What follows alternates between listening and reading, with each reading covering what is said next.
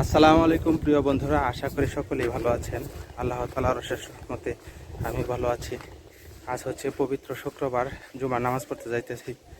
সকলকে জানাই জুমা মোবারক। আজকে চকচকা সুন্দর রোদ উঠছে।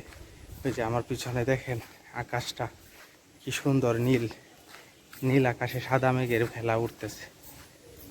আর আমি সাধারণত এদিক দিয়ে সবসময় নামাজ পড়তে যাই। এটা হচ্ছে দোবারা মোহাম্মদিয়া দাখিল মাদ্রাসা।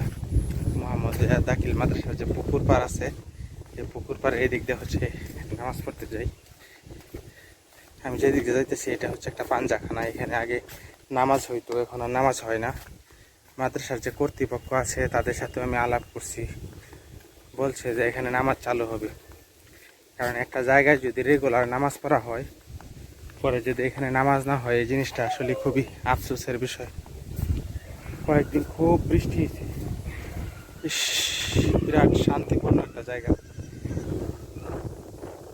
এই যে মাদ্রাসার পুকুর পাড়টা, এত একটা শান্তির জায়গা।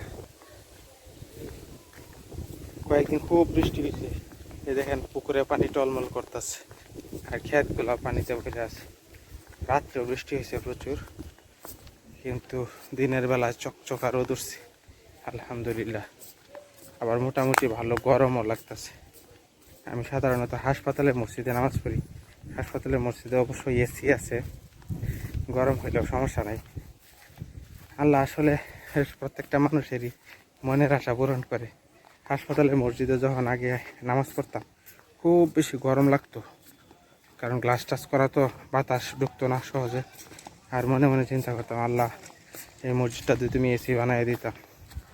এখন আল্লাহর রহমতে হাসপাতালের মসজিদে এসি আছে, এসির মধ্যে মুসল্লিরা শান্তি মতো নামাজ পড়তে পারে।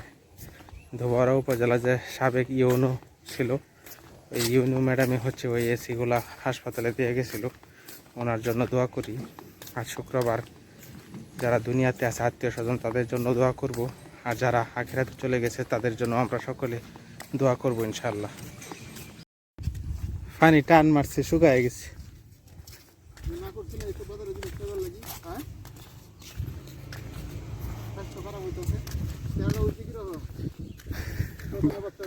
খালি বাজারের জিনিস খায় না।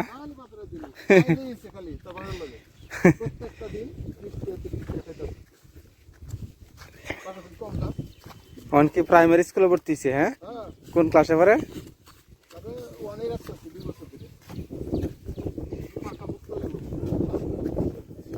ঠিক আছে, হ্যাঁ হ্যাঁ ঠিক আছে।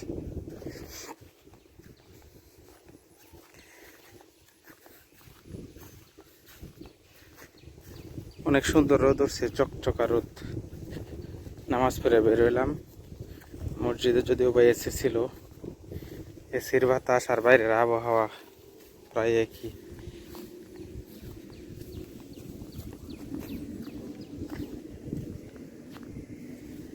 কি জানি একটা শব্দ করতেছে, মনে হইতেছে বিমান যাইতেছে।